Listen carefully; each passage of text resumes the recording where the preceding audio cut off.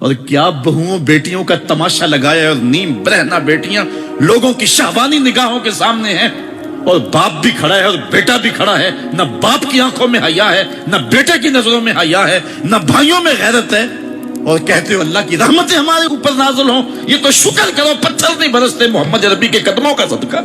اسلام کا جو بنیادی اخلاق ہے وہ حیا ہے، یہ بات ذہن میں رکھیں۔ ہر دین کی ایک پہچان ہے، حضور نے فرمایا اسلام کی بنیادی پہچان کیا ہے؟ حیا ہے۔ جب ہم نے اسلام کے دامن کو چھوڑ دیا ہے، یہ رسم حنا کے نام سے بدتمیزی یہ کس معاشرے سے ہم نے لی ہے؟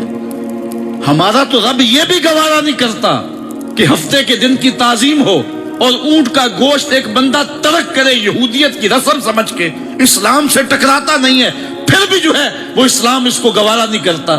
اور کیا بہوؤں بیٹیوں کا تماشا لگایا ہے، اور نیم برہنہ بیٹیاں لوگوں کی شہوانی نگاہوں کے سامنے ہیں، اور باپ بھی کھڑا ہے اور بیٹا بھی کھڑا ہے، نہ باپ کی آنکھوں میں حیا ہے، نہ بیٹے کی نظروں میں حیا ہے، نہ بھائیوں میں غیرت ہے، اور کہتے ہو اللہ کی رحمتیں ہمارے اوپر نازل ہوں۔ یہ تو شکر کرو پتھر نہیں برستے محمد عربی کے قدموں کا صدقہ۔ اگر ان کی رحمت نہ ہو درمیان میں، ابھی آگ لگ جائے دونوں جہاں میں۔ یہ تو ان کی رحمت ہے کہ پتھر نہیں برستے۔ پچھلی قوموں نے ایک ایک جرم کیا، کسی کے اوپر پتھر برسے، کسی کے اوپر خون برسا، کسی کے اوپر ایسا زلزلہ آیا کہ نیچے والی جگہ اوپر اور اوپر والی بستیاں نیچے، لیکن اس امت پر ایسا نہیں ہوگا۔ اللہ کہتا محبوب تیری وجہ سے نہیں ہوگا، ورنہ حضور نے فرمایا کہ یہ امت پچھلی امتوں کے قدموں پر قدم رکھے گی۔ یہاں تک حضور نے فرمایا کہ اگر کسی شخص نے اپنی ماں کے ساتھ بھی زیادتی کی ہے تو یہ وہ بھی کرے گا۔ اور دیکھ رہے ہیں کیا کچھ نہیں ہو رہا، قبروں سے مردے اکھاڑ کر کے ان کی بے حرمتی نہیں کی جا رہی۔ کبھی ایسا بھی ہوا تھا؟ کیا کچھ نہیں ہو رہا؟ تم کہتے ہو کہ ہمارے اوپر اللہ کی رحمتیں نہیں اترتی، میں کہتا ہوں شکر کرو پتھر نازل نہیں ہوتے، اور یہ صدقہ ہے محبوب کی کالی کملی کا۔ اور اللہ نے فرمایا ما کان اللہ لیعذبہم وانت فیہم، محبوب تیری وجہ سے میں عذاب نہیں اتارا ورنہ پیس کے رکھ۔ تو ہم اپنے آپ کو دیکھیں، اپنے کردار کو دیکھیں، اپنے حوال کو دیکھیں، سر سے لے کر پاؤں تک ہم اسلام میں آ جائیں، چھوڑیں آدھا تیتر آدھا بٹیر، جہاں جی چاہا اسلام کے دامن میں آگے اور جہاں جی چاہا ادھر چلے جائیں، مسجد میں بھی چندہ دیا اور ہوٹل میں بھی شراب پی، رب بھی خوش رہے شیطان بھی راضی رہے، ایسا نہیں ہوگا۔ رب کہتے ہیں نہیں، اگر میرے ہو تو پھر میرے ہی ہو۔ کوئی بھی غیرت مند محبوب نہیں جو ہے تسلیم کرتا کہ میرا محب کسی اور کی طرف نظر اٹھا کے بھی دیکھے، تو رب سب سے بڑا غیرت مند ہے، وہ نہیں چاہتا میرا ہو اور کسی اور کی طرف دیکھے۔ تم کون ہے؟ مغربی تہذیب لگتی کیا ہے تمہاری؟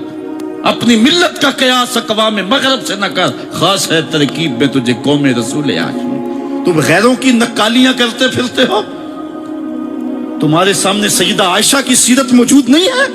تم مغرب کے ٹینوں بننے کی کوشش کرتی ہے میری بیٹی، تیرے سامنے محمد کی بیٹی فاطمہ کا نقشہ نہیں ہے؟ کدھر بھاگ رہی ہے؟ یہ بال کھول کے بازار میں کون جا رہا ہے؟ یہ نیم برہنہ کون جا رہا ہے؟ دیکھ محمد عربی تجھے کیا آواز دے رہے ہیں، ان کا لہجہ کیا، اس کو سن اور زندگی کو اس کی مطابقت میں گزار۔ اصل ہمارے دل زنگ آلود ہو گئے، اس دنیا کے اس ماحول نے ہمیں اس طرح کر دیا ہے کہ آج ہمیں سمجھ نہیں آ رہی کہ ہم کدھر جائیں۔ علماء فرماتی ہیں جب دل زنگ آلود ہو جائیں تو پاک لوگوں کی صحبت اختیار کریں، اور کثرت ذکر، حضور نے ارشاد فرمایا لکل شیء ثقالہ وثقالۃ القلوب ذکر اللہ، ہر شے کا زنگ اتارنے والی کوئی چیز ہے، دلوں کا زنگ لگ جائے تو اللہ کا ذکر کیا کرو، دلوں کا زنگ اتر جائے۔ اور ایک اور حدیث میں حضور نے دلوں کا اور من کا میل اتارنے کے دو نسخے بیان کیے، ایک کثرت کے ساتھ موت کو یاد کرنا، کثرت کے ساتھ موت کا تذکرہ، اور دوسرا کثرت کے ساتھ جو ہے وہ تلاوت کلام مجید۔ اصل 10-15 سالوں سے ہمارے ساتھ جو کچھ ہوا ہے، آج اگر کوئی تذکرہ موت کرے، کوئی آخرت کی یاد دلائے، کوئی عمل کی بات کرے، وہ کہتے ہیں یہ تو ویسے خوش، کیسے کیا پتہ، قبر کا مذاق اڑا رہا ہے۔ اللہ اکبر، قبر دا خوف دے دے کے لوکی مینوں ڈرانے۔ میں کہتا ہوں لوگ ہے کون ڈرانے والے؟ منکر نکیر کا پتہ آمنہ کے لال نے دیا، قوم کو بے عمل بنایا جا رہا ہے، اور ان کے سینے سے خوف خدا اور خشیت الہی جو ہے وہ کچی جا رہی ہے، اور یہ سب کچھ دین کے نام پہ کیا جا رہا ہے، اور چند مفاد پرست لوگوں نے ترہیب اور ترغیب جو کہ اسلام کا مزاج ہے، تبشیر اور تنذیر نبی کا منصب ہے، اس کا مذاق اڑا کے رکھ دیا اور انہوں نے ایک متوازی دین دے دیا ہے، جس کے نتیجے کے اندر قوم کی بے عملی جو ہے وہ پختہ تر ہو گئی اور اس کو وہ دین کا رنگ دے رہے ہیں۔ اللہ کے محبوب علیہ الصلوۃ والسلام نے فرمایا کہ دلوں کو زنگ لگ جائے تو ذکر سے اترتا ہے، دلوں کو زنگ لگ جائے تو قرآن سے اترتا ہے، دلوں کو زنگ لگ جائے تو موت کی کثرت کے ساتھ یاد کرنے سے اترتا ہے۔ قرآن مجید کی تلاوت معمول زندگی بنا۔ وہ کہتے ہیں کہ چہرے کا پردہ نہیں ہے، ہاتھوں کا پردہ نہیں ہے، پاؤں کا پردہ نہیں ہے۔ شاید وہ اس بات کو جو ہے وہ سمجھنے سے قاصر ہیں کہ یہ محارم کے لیے ہے۔ عورت کا مخصوص اعضاء کا پردہ تو اس کے باپ سے بھی ہے، اس کے بھائی سے بھی ہے، اس کے محارم سے بھی ہے، حتیٰ کہ بیٹے سے بھی ہے۔ لیکن یہ جو اعضاء ہیں ان کا پردہ بھی عورت کے اوپر لازم ہے، چونکہ جو شر پیدا ہوتی ہے وہ چہرے سے اس کا آغاز ہوتا ہے۔ تو میں ایک بات کہا کرتا ہوں کہ یہ جتنے دلائل ہیں، ان دلائل کے جواب بھی علماء نے دیے ہیں، یہ ساری بحث کی جا سکتی ہے۔ میری مائیں بہنیں تصور کر لیں کہ سیدہ فاطمہ تو زہرا کا پردہ کیسا ہوگا، تو ان کے تصور میں حیا میں لپٹی ہوئی فاطمہ دکھائی دے گی۔ بلکہ سیدہ فاطمہ تو زہرا سے جب پوچھا گیا کہ عورت کا صحیح پردہ کیا ہے، انہوں نے کہا کہ عورت کا صحیح پردہ یہ ہے کہ وہ کسی مرد کو نہ دیکھے اور کوئی مرد اس کو نہ دیکھے۔ حضرت عبداللہ ابن مکتوم رضی اللہ تعالی عنہ کے سامنے ازواج مطہرات نے پردہ نہیں کیا تو وہ آنکھوں سے نابینے تھے، تو حضور نے اس پر انہیں تنبیہ کی کہ تم نے پردہ کیوں نہیں کیا؟ تو انہوں نے کہا حضور وہ تو نابینا ہے۔ تو فرمایا کہ تم نابینا تو نہیں ہو۔ تو پردہ مرد سے بھی ہے، جہاں فتنے کا امکان بھی ہو، شریعت نے وہ راستہ ہی مسدود کر دیا ہے تاکہ کل کوئی فتنہ کھڑا نہ ہو جائے۔ تو میں سادی سی بات یہ کرتا ہوں کہ پردے کے حوالے سے دلائل کی دنیا بھی ایک بہت بڑی دنیا ہے، لیکن میری مائیں اور بہنیں یہ تصور کریں کہ سیدہ فاطمہ تو زہرا کا پردہ کیا ہوگا، تو یہ تصور کرنے سے ہی طبیعت میں حیا پیدا ہونا شروع ہو جائے گا، اور سیدہ کا پردہ اور ان کی عصمت اور ان کی آبرو کا انداز سمجھ میں آ جائے گا۔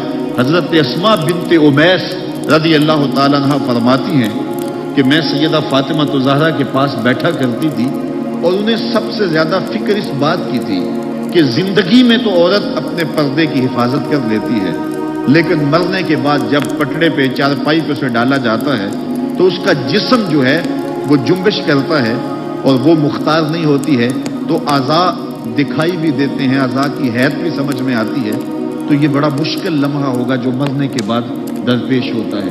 تو فرماتی ہیں کہ میں نے انہیں کہا کہ جب حبشہ کی جانب ہجرت کی تھی تو میں بھی ان لوگوں میں شامل تھی، تو میں نے وہاں حبشہ میں دیکھا ہے کہ چارپائی کے چاروں پایوں کے ساتھ شاخ باندھ دیتے ہیں اور پھر ان کو درمیان میں جوڑ دیتے ہیں اور اس کے اوپر کپڑا ڈال دیتے ہیں اور یہ ایک ڈولی بن جاتی ہے۔ تو کہتی ہیں جب میں یہ بات بتائی تو سیدہ بہت زیادہ خوش ہوئی، کہا یہ تو ایک بہت اچھا طریقہ سمجھ میں آ گیا جس سے مرنے کے بعد بھی عورت کے پردے کی اور اس کے جسم کی حفاظت ہو سکے گی، کسی کی نظر نہیں پڑے گی۔